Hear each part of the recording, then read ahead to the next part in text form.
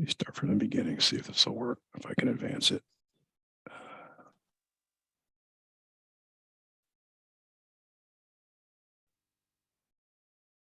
See if it'll advance now. There we go. Okay, everybody see that? Yes. So we're good? We can see it? Looks Yes. good. Okay, good. Okay, so this is an introduction to static grass. And when I started scenery, I figured this stuff was the eighth wonder of the world. It really can get a good effect with it. If anybody's seen this clinic before at one of the MCRs, the conventions, I apologize. The jokes are the same, so I didn't rewrite the jokes. So this is me, Mike Hauk. I'm from Division 12 up in the Erie area, Western New York. That's my email in case anybody has any questions they want to ask me after the fact here.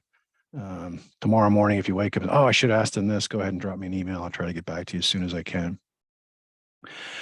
Disclaimer, I usually put this in the beginning here. The views and opinions expressed herein are mine alone, do not reflect those of Division 12, the MCR, the NMRA, leadership of the respective board of directors.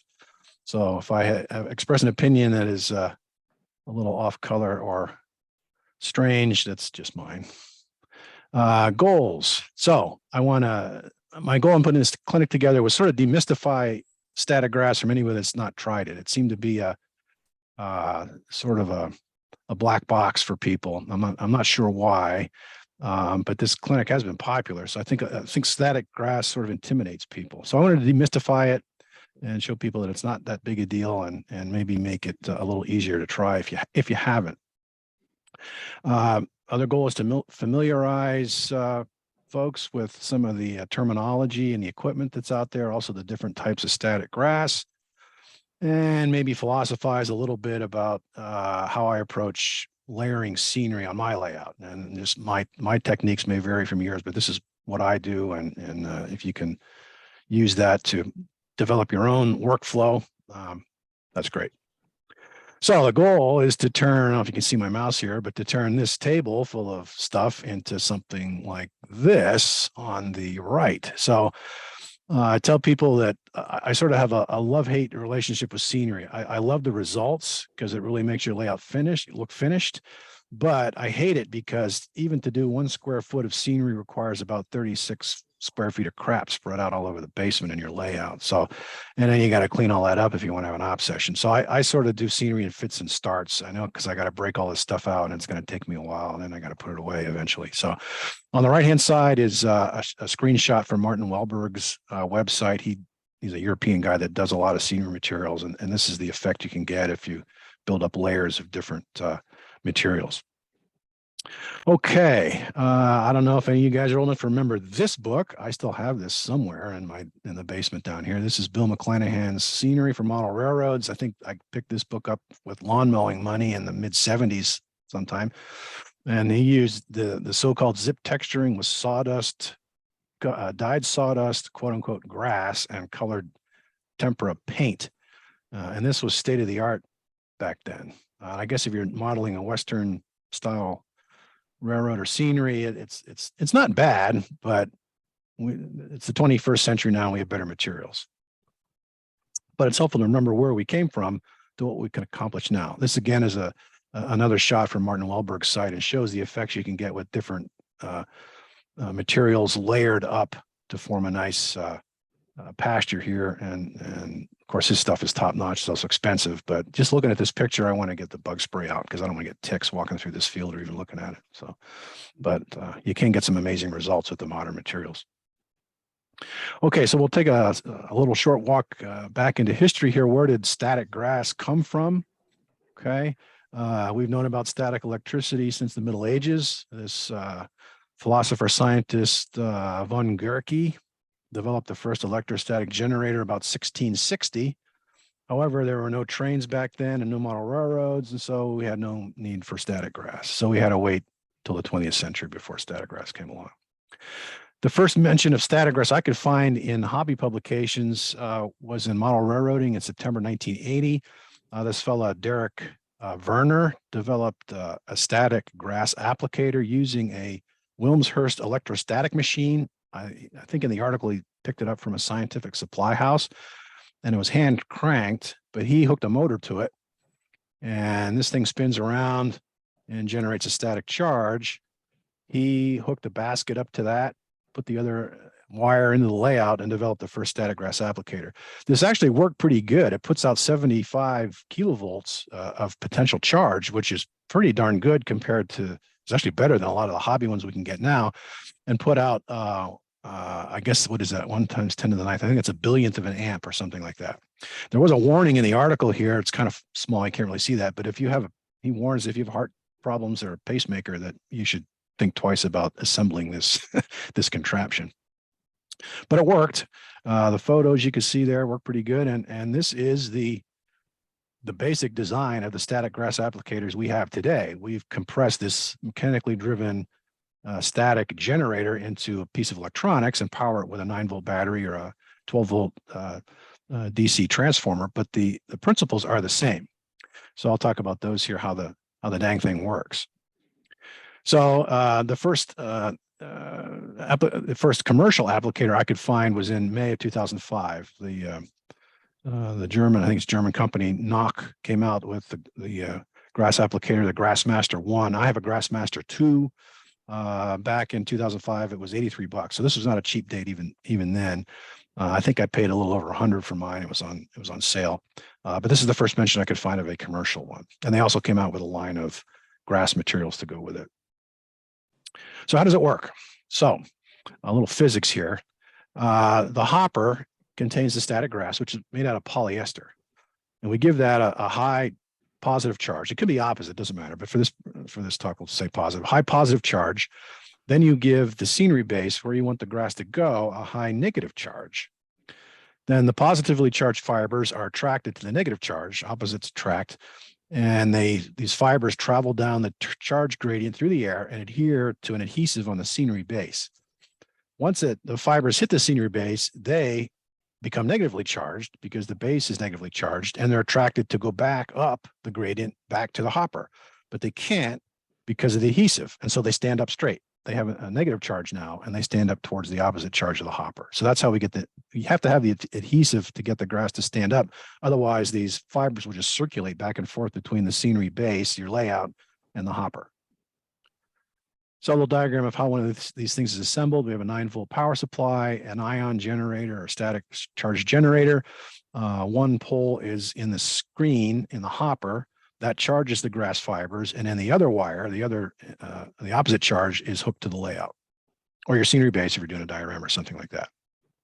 And in between them, we set up this charge gradient, potential charge gradient. So the key is this voltage gradient. As I said, you can buy these ion generators on Amazon. They're not very expensive. They put out varying degrees of voltage.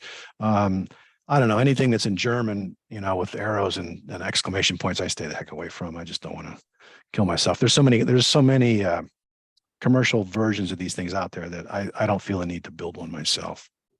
But you can if you're electrically inclined. So a little diagram of how this works. So on the left-hand side here, we have the hopper, and that has a positive charge. We have the wire, the black wire here, going to the scenery base, which is a brown color here.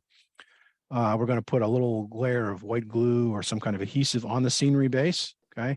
We're going to turn the machine on, the ground clip. In my practice, I usually have the ground clip contact the glue. The glue is usually wet, and you're basically completing an electrical circuit here. So you want good electrical continuity between your scenery base, the wire, and then back into the device itself. So sometimes I'll even miss the little water, so we get a little dampness, so that water helps carry the charge across the layout. So we turn it on, and the scenery base develops a negative charge. Positive charge remains in the hopper. And then the grass fibers absorb that positive charge from the hopper and travel down the charge gradient to the opposite polarity in the layout surface. They hit the layout surface, they get stuck in the glue. They absorb the charge from the base now, which is negative, and now they're attracted back towards the hopper. They can't because they're stuck in the glue, and they stand straight up. So that gives you that nice deep grass effect. What do you do then? So a couple commercial applicators here. Like I said, there's a lot of them out there. Hauk came out with the first one. I have the Grassmaster 2. That works pretty good. It works off a 9-volt battery, and it comes with a couple different screen sizes. You want a variety of screen sizes because small fibers, you want a fine screen. Big fibers, if you're working in S or O scale and you're using longer fibers, you need to have a more open screen to get a good application to the layout. RTS makes a couple different ones. This Greenkeeper is their professional model. It puts out a 55 kilovolt gradient, but it's expensive. It's about $240, and that's not a cheap date. But 55 kilovolts is pretty darn good. That's the highest one I could find commercially, actually. Hauk makes one. Their Flockstar, the Static King Woodland Scenics makes this one. I've started using the Woodland Scenics one for a couple of reasons. Partly because it's a nice unit. It feels good in the hand. It comes with a 12-volt power supply, wall wart type arrangement, and I think that the power coming from a DC transformer hooked to line power gives you a better charge gradient than a 9-volt battery. The 9-volt batteries tend to draw down, and I think your charge gradient tends to diminish as you work. So I really like the Static King, and I bought the 12-volt DC transformer for it, and I've got pretty good results with that. I'm happy with the Static King. World Scenics is a European company. They make different size applicators. I have this one. This is a little spot applicator.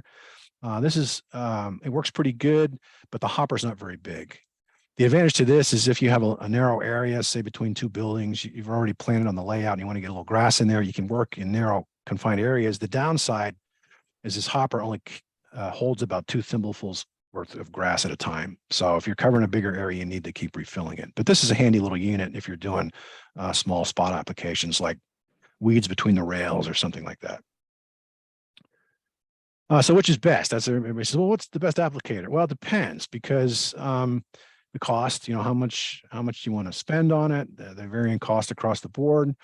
What are the maximum length of fibers you want to use? If you're working in ON3 or something like that, and you want to use 1.2, 1.4 centimeter long fibers, you're going to need something with a little better charge and something with an open screen. If you're working in N scale, you might not need as much juice, and you're going to use a finer screen for shorter fibers. And how high is the voltage gradient? This is the most important one because this affects basically the zap, the more or less the power of how these fibers zap into the glue and stand up straight. So I think the most important for me, in my opinion, the most important criteria of the applicator you're going to get is what is the voltage gradient? And I'll touch on a couple of these. This information is kind of hard to get from manufacturers. Woodland Scenics was very upfront. I asked their customer service guy, hey, what is the voltage gradient on your applicator? And the guy got back to me the next day and said, oh, it's this kilovolts and this how with a 9-volt battery, and it's this kilovolts with the transformer. So they were forthcoming. The other companies, I had a hard time finding this information, but I do have a couple of them here. So the Static King from Woodland Scenics, that's a 20 kV. That's pretty good. That's using their 12-volt DC power supply. Okay. With a 9-volt battery, it's only 15 kilovolts. So I tend to use the power supply if I can reach it with the cord on the layout. The Hauk unit puts out about 20 kV with a 9-volt battery, so that's pretty good. The Grass Tech one only puts out 4.6. That's pretty low. In my opinion, I would not want that low, given that there's others that are have a little higher zap to them. I have one called a Flocket Rocket that puts out 15 to 20 kV, depending if you use a power supply or a battery. So that's kind of equivalent to the Static King, though I like the Static King unit better, just the way it's put together. And the RTS Greenkeepers, they have a couple different models of those. They have a 25 kilovolt one, which is pretty darn good. That will do fibers up to 6 millimeters. There's a little higher powered one, 35 kilovolts. That'll do 6 to 8 millimeter fibers. And in the Greenkeeper, the one I showed before, has 55 kV, and that will do fibers up to 1.4 centimeters long. But that one's expensive, $265. But that is the one that has the highest zap that I've found commercially. I don't know that one, by the way. I've seen it online. You can build your own. There are plans out there online, but don't end up like this guy if you're monkeying with that. I'm not an electrical guy. Electricity is kind of voodoo to me, and it scares the crap out of me. So I'm happy to buy one. Quite happy to buy more than one, actually. So, but if you want to build one, just don't zap yourself here. As I said, they're plan and circuit diagrams online, but use those at your own risk because there is bad information out there. I found this one online, and this had a lot of warnings with the discussion. I'm not an electrician, but this uses line voltage. There's a switch, the ion generator, but no step down and no circuit breaker. So you're going to put out 25,000 volts at 3 amps, 3 to 15 amps line voltage. I think you can kill yourself doing that. So anyway, just be careful if you're going to build your own. Okay, we'll talk about the flock or the fibers, the grass fibers. They vary in length, anywhere from 2 millimeters up to up to 14 millimeters, 1.4 centimeters. The longer ones, of course, you probably use in larger scales, or if you want to layer up deeper brush, a brush effect or unmowed pasture or something, if you're in a different scale. As I mentioned before, the longer fibers need a more open applicator screen to get out of the hopper and onto the layout. These fibers all vary in color. All the manufacturers have different colors and lengths, and you can mix and match these things. There's no requirement that you use the same color from the same manufacturer with the same length. You can take your pick. This is a page out of an online catalog. I forget the company, the hobby place, but Hauk makes them. Hecky makes them. Bush makes them. Let's see who else is on here. Bush, Hauk, Faller makes some. Woodland Scenics now makes a wide variety. So if you can find a color that you like or a palette of colors, feel free to mix and match these things. It's like acrylic paint. Just find what works for you, find the colors that work for you. The Woodland Scenics field system. The Woodland Scenics originally had just the 2 millimeter ones in that big shaker bottle. Those did not work very good. I think probably they're too short, and I don't know the material. They just didn't hold a good charge. But their field system now seems to work a little better. I played with this some, and I get much better results than I do with the short fibers in the big shaker bottles. The big shaker bottles are cheap, but they just didn't stand up well. They didn't have a great charge. But this field system, I've had pretty good results with it. I haven't used it a lot, but so far so good with that. Of course, their promotional stuff. It's like, wow, that's beautiful. But I've also found that some of these materials, these grass fibers, they vary in their chargeability. Like I said, the Woodland Scenic stuff the original stuff didn't hold a great charge. The stuff I found works the best is actually the Hauk. That stuff, NOCH, the German company, that seems to have a nice grabs onto the charge and holds it, and that really zaps into the layout. I've had great results with the Hauk stuff. Unfortunately, it's expensive, but you can get pretty good results with that. So as I mentioned, the Woodland Scenics was cheap. It only had one length, but didn't seem to charge well. But now their field system products seem to be better. And your mileage may vary. It may depend on the applicator you have, the humidity in your layout room, what your layout base is made of. So I'd suggest experimenting and seeing what works for you. So we'll talk about some techniques here, how to apply this stuff. There's plenty of information out there with YouTube. There's all kinds of stuff, and what works for me may not work for you, but this is what has worked with me, worked for me. You can try new things and let the rest of us know how it works out for you. So to start with, my workflow is you have your scenery base. Part of my layout is plaster over, webbing. Some of it's homosote, some of it's foam. Put a layer of paint or ground goop over top of that. Let that dry. So I have some demo things I pass around when I do this clinic live. So this is just a piece of 2-inch foam. On the one side here is just some basic ground goop.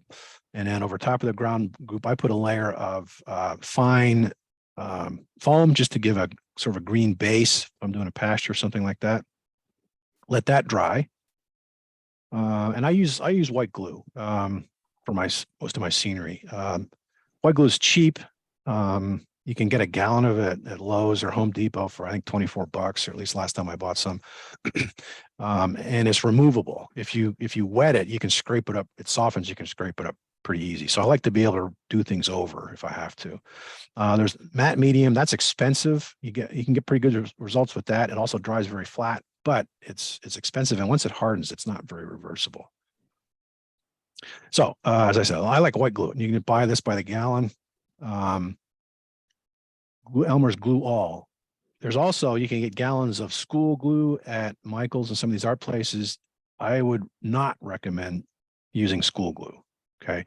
I was told the school glue has starch in it, whereas the regular glue all does not. I don't know if that's a kids that eat this in school can get nutritional value. I have no idea. But anyway, when it dries, the school glue, I've used it, and you get a white film on stuff. I think from the starch precipitates out as it dries, and it looks really bad. So stay away from school glue. Use the straight Elmer's white glue. Okay, so I'll come back to this. You may or may not want to use ground foam depending on the scenic effect you're trying to do, but for purposes of this demonstration, I was doing just an open pasture. So I did put a layer of dark green foam down, let that dry, and then I painted some slightly dilute white glue over that since it was a flat surface. I knew it wasn't going to run, and then apply static grass to that. And then once that's dry, I'll layer on more static grass of different colors or lengths with hairspray. And you can build up multiple layers of this static grass. So it's not a one shot and done. You want to build up multiple layers of static grass. And you can use ground foam and mix and match and do all this stuff. So that the key is to build up layers of different depth to give that texture to your layout. And that's where it really pops and I think really looks good.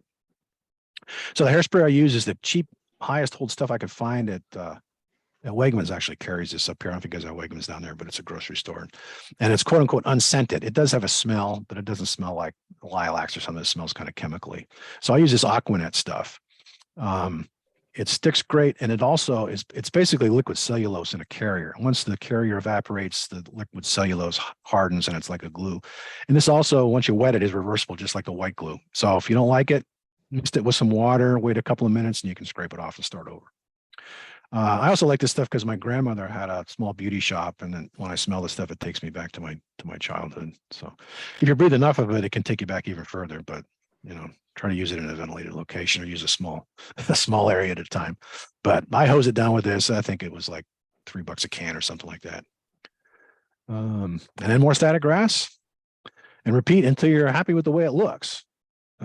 This is sort of not tab A slot B. This is art. This is what right brain stuff. So you kind of have a couple of beers and have at it, and when it starts to feel right to look good, then stop, because you always can come back and add more. So this was a layer of the green ground foam, and then I put a 4mm autumn, quote unquote, autumn green grass. It's not an intense summer green; it's a lighter green. And then on this side, I layered with hairspray 6.5mm brownish autumn grass. So you get the idea that there's, like in nature, the moisture's down deep close to the ground. So it's darker green down below. And as the grass grows, it dries out and turns a light sort of tannish buff color. So I'm trying to get that effect. So this is at least 2 layers of grass here. And then we can add final touches to it. Okay, so we can add some ground foam. We can add bushes, we can add small trees, all kinds of stuff. What I like to do a lot is you take some, just to get a little 3-dimensional effect, is take real fine green ground foam, put a pinch of that in a folded file card, spray a patch with hairspray, and just gently blow it onto the layout. And it comes out randomly, and it attaches to the grass fibers, and it looks like seed pods and leaves and that kind of stuff. So here's a layer of late summer grass again with autumn grass over top, and then on top of that with another, once it's dry, add another layer of hairspray, and I put in some scraps of super tree material, and that I've hit with hairspray and blown knock leaf material on. Some of this stuff is the denser ground foam that you pull apart and can glue in places. Woodland Scenic's also makes a green poly fiber stuff. You can tear that into very wispy chunks, glue that on, mist that with hairspray, and then just gently blow on leaf material or ground foam or whatever, and you get the idea of brambles and briars and random bushes and undergrowth and that kind of stuff. So once you put down a layer of grass, you're really not done. You really need to build up multiple layers of stuff to get a nice texture and variety here. Okay, so some other tips and hints here. So use a fresh battery. If you're gonna, put some static grass down, treat yourself, use a fresh battery. Because once these start to run down, I think you lose a little bit of that zap. You lose that charge gradient, or better yet, use a wall transformer. You want to keep good electrical continuity, because this is a circuit of sorts. You want to keep your contact areas clean, and that dried glue will insulate from the electricity, so you won't get a good gradient. For my ground contact, the layout end of it, I use either a T-pin with the alligator clip on that, or just a bare copper wire if I'm going to just touch places as I go. That seems to work pretty good. But you have to keep this clean, because if you're dipping this in the glue, it'll dry and it'll insulate it. So you want to keep the alligator teeth clean so you get good metal-to-metal contact here. You want to keep the tips of these things clean too, so you don't get buildup of dried glue and insulate the electrical charge. Okay. I like to give the applicator a little bit of an upright swirling shake. You don't have to shake it up and down. Just to give it a quick swirl. And I think that helps, and maybe it's just voodoo, but it helps that charge in the hopper disperse throughout all the grass fibers. So they all take a charge. So when they're coming out, they're not uncharged and just falling onto the layout. They have a charge and they're gonna zap up right into the glue. The grass goes where the glue is. So if you don't want grass in a place, don't put any glue there. And you can do that randomly to get an effect, because most places in nature away from golf courses and lawns is kind of random. There's patchy grass here and there and everywhere, but dirt in places too. So like here on this demo platform, I didn't put glue everywhere. I wanted some patchy areas where there's lower undergrowth and dirt showing and that kind of stuff. So avoid uniformity. The grass will stick where the glue is and not where the glue isn't. Okay, and remember, you want to follow nature too. So I'd recommend studying photographs. I still study photographs all the time to make sure I'm not doing anything that's going to really subconsciously look wonky when people look at it. So lower areas are damper, and you're going to get greener and lusher grass in low areas or where the water flows. Good example is this fellow, Dan Risden. He gave me permission to use this here. This is his Fremo module. He's got a nice effect here, this low swampy area with sort of standing water. And you can see how darker green the grass is around where this marshy area is. There's more water here, so you're going to get more plant growth. You got some little trees and bushes going on, as opposed to the other side of the tracks where it's drier, and so it looks a little more brown, lighter green. The grass isn't as dense there. This is a nice effect. So we should, study photographs of the real thing and people's models to see what you might want to do.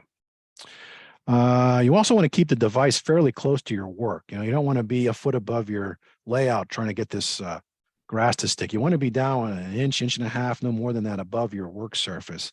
The reason is, again, physics. This charge gradient, this field of charge, works for the inverse square law. So if you move away by 2 inches, the power of that charge diminishes by a factor of 4. Okay, so you want this to be real close. Actually, I did this at one of the conventions, and there was a real live honest to God physicist in the audience, and he said, "Yes, you are right." I said, "Okay, thank you very much." So keep your work close, or keep the device close to where you're working. You want it so close that it shorts out, of course, but keep it real close. Also, when you're applying it, if you listen or you feel it, you get this sort of hiss. It sort of hisses as the grass goes out on the charge and attaches to the layout. And if you're getting a good sort of hissy feel and hissy sound as the grass goes out, you got a pretty good charge, and you should be getting a good result. Okay. Then also to help the grass stand up is let the glue set, but not quite dry, and then come back with a vacuum and suck up your excess grass. But that'll also help the grass that's glued down stand up straight. So it'll help it look better. Also, you want to recover this stuff, because on a probably gram per gram basis, it's more expensive than high quality Colorado weed. So you want to get it back. You don't want to just suck it into your shop back. I use just stocking over the nozzle and recover as much as I can. It's going to be mixed maybe with other colors. That's fine. I usually keep a little baggie of scrap grass, dump it in there, and that's great for using at random areas because it's mixed colors and lengths and all that kind of stuff. And you want a certain degree of randomness. Okay. And then again, look at photos, follow nature, see what nature does and where the colors are and how that works. Okay. The most important thing is, as I said, layers, and more layers. It's not a one shot and done thing. Just like weathering on a car or a building, you want to build up layers of static grass. So this is from Martin Welberg's website again. This is 6 to 8 layers of his materials built up to get that nice depth of a wild pasture. All kinds. If you look close, there's all kinds of different colors in here, sort of straw color, green color, reddish brown. He's got little dots of ground foam in here, material to simulate seed pods and leaves and whatnot.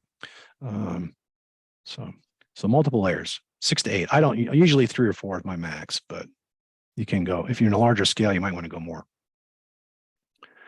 go. So you want to vary your length, color, coverage, avoid uniformity. That's the main thing. Avoid uniformity and follow nature.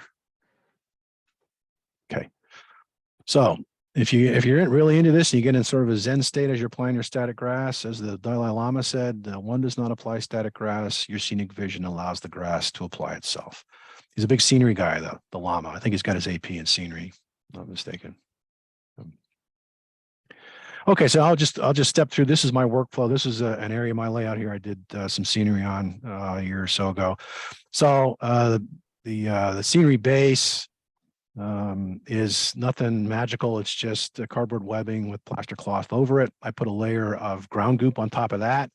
Where I knew there were going to be some puffball trees, I just painted that black. What I should have done was masked off the front of my fascia here so I don't have plaster dripping all over it, but lesson learned there. So anyway, sort of a stepwise from plaster to ground goop to paint. And then once I've got the landforms where I want, then I'll finish the backdrop, painting that, and work from back to front. You don't want to be dripping glue over stuff that's already finished. So once I had the backdrop kind of where I wanted, I'm still not 100% happy with this, but it's good enough. Move on. The backdrop where I wanted it, now there's ground goop with a layer of glue on it, some scattered fine green ground foam to get a nice green base in there. This is going to be a pasture area, so I wanted a deeper green base. You see I've got my puffball trees already in place here, and I put a little rock outcropping there. Now I put in the pasture grass here, a couple layers of green and then a little lighter brown on top, give the effect of an unmowed pasture. Some more coarse ground foam along in front here with some mixed debris, sticks and ground up leaves and that kind of stuff to give the effect of just sort of a wild area here above these rocks outside the field. This is looking the other direction as we're made a little more progress. We've got the puffball trees in place. This is that fine green woodland scenics polyfiber stuff, stretch out real fine, wood in place, mist it with some hairspray, blow some leaves or ground foam on it to give the idea of brambles and briars. I put some fencing in here along the edge of this pasture, and then along the frontal layout, there were some undulations. So that the undulations got the deeper colored green grass here. That's where I figure the water will be. That's where it's going to be a little more lush, and then the higher areas dry out quicker, so they got a little touch of brown. You can almost paint this stuff like you would latex paint. Imagine that you're, instead of grass, it's actually paint, and you're going to paint darker green in the hollows and lighter browner tanner grass in the high spots. And this is kind of pretty much finished here. We've got all of the puffball trees in place. We've got some fence along the pasture, ballast is in place, and then we've got these finishing touches along the layout edge here with some super tree material with leaves on them, the woodland scenics polyfiber foam with some low bushes and whatnot, and then some stuff along the track edge there. So again, multiple layers to give that depth. You want some depth. Okay, another thing you do with these applicators, save yourself some money here, is make your own tufts and grass mats. So you get the commercial ones, they're available. They are very handy, they're very convenient, but they are very expensive. When I put this talk together, God, a couple 4 or 5 years ago, these grass tufts from Hauk, which are very nice, in the Walder's catalog were $20.99 for 104. And I did the math, and it worked out to be 20 cents a piece, so almost a quarter if you figure in the shipping. I did pretty well in my career, but not well enough to lay quarters on my layout everywhere. So if you can make these on your own, you can save quite a bit of money. And I'll show you how to do that. So it's pretty easy. I use a metal pan, some parchment paper. You can find this in the baking aisle of your favorite grocery store. They often have a lot of it around Christmas time, around the holidays, because everybody wants to bake their cookies and stuff. So I usually grab a roll then. So parchment paper, your glue, again, you can use white glue for this. Matte medium works good in this particular application because you're just going to make individual tufts. You don't have to worry about reversing it. And like I said, matte medium works pretty good for this.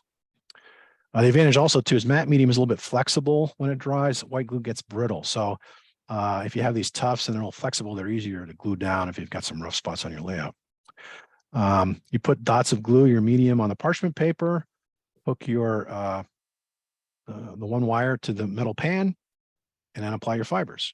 And then once you're done, you can fix it with some hairspray or a little bit of dilute matte medium in water, let that dry, and you're good to go. Just peel them right off the parchment paper when you're done. So here's my pan. I stole this out of the kitchen. I put a little water into the parchment paper. Just I think it helps with the electrical continuity. Again, we want to have a good charge gradient. So I put a couple drops of water, flatten the paper down, over that for conductivity. Put some dots of white glue or your matte medium on the parchment paper. Put as many as you want. They can run together, be different shapes if you want. This is just for illustrative purposes here.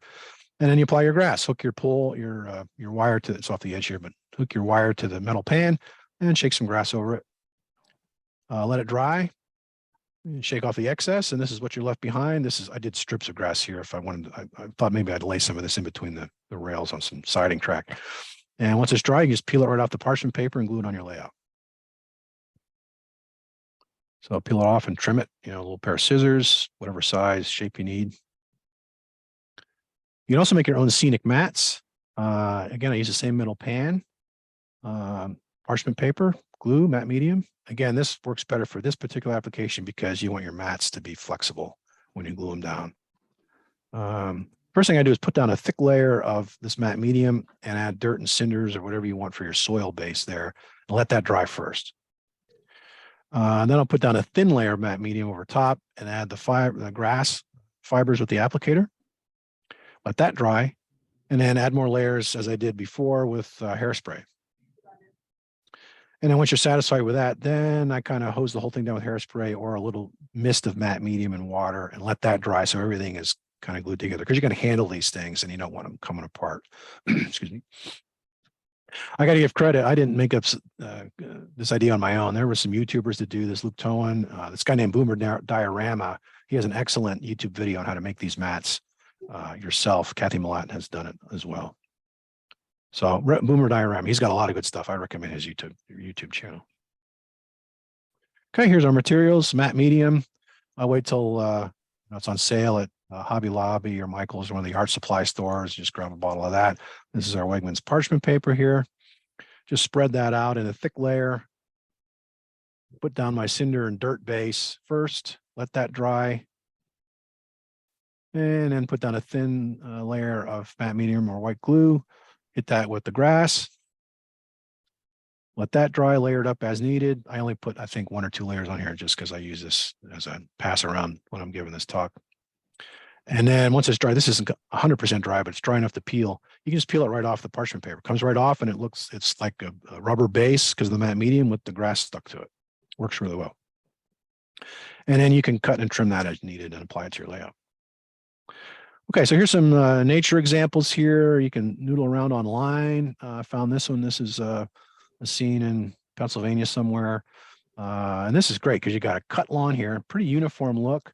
Then there's a pasture in here, a little rougher, thicker grass around where the fence is, where the cattle can't get to, and the farmer can't harvest the hay. It's all weeds and different colors and thicknesses and heights of grass. There's bushes here at the corner along the fence line. This pasture over here, this high spot here, this grass is a little drier, a little tan. Everything's varied here. There's no uniformity other than maybe this cut lawn or whatever it is right in the foreground. So look at pictures. When we're driving on Route 80 across the state to visit people, I'm just snapping pictures out the window as we go. So this is Eastern PA. Again, you can see how the grass is green down deep. And then as it grows up, the top gets this buff or tan color late summer. And then if you look close, some of these are seed pods here. You can simulate that with some fine tan or brown ground foam. Some layout examples here. This is Trevor Marshall's S-scale layout. Again, he's got multiple layers here of dirt and cinders with grass on top, and he's got fallen leaves from the trees down on here. That's very, very nice effect. Really great looking layout. This is Steve Mallory's layout in the Harrisburg area. We were at an op session there. He doesn't have a lot of static grass. He's got a lot of ground foam, but he still layers it up. You can see there's sort of a fine base, and then he's got different coarsenesses of ground foam and different colors built up here to give a nice textured and layered random effect. That looks really good. My friend Rob Bennett, he lives a couple golf drives from my house here. He's got a YouTube channel. He is a big proponent of the sort of pre-made stuff from Europe, the Knock mats and Tufts and Martin Wellberg, and these other things. But he uses them to great effect. I mean, this is just one scene in his layout. He's got this wild area on either side of the tracks, and that blends seamlessly into this cultivated area here. This guy's got row crops, and then along the road, this little patch here with dirt showing. Rob is great at blending all these materials together, and that's not the reason I hate him. The reason I hate him is he's so fast. He's rebuilt his layout in the time it's taken me to do about 8 feet of my layout. It's disgusting. But anyway, he's great. He's got a YouTube channel, and I recommend that. Okay, so that's kind of it in a nutshell here. What was our goals here? We wanted to demystify static graphs for people. Hopefully we've accomplished that it's not as intimidating to someone who's not done it before, hopefully. Familiarize yourself with some of the equipment, the applicators there, and the grass materials that are out there, and philosophize a little bit about how to approach scenery, layers, follow nature. There's my mess again. So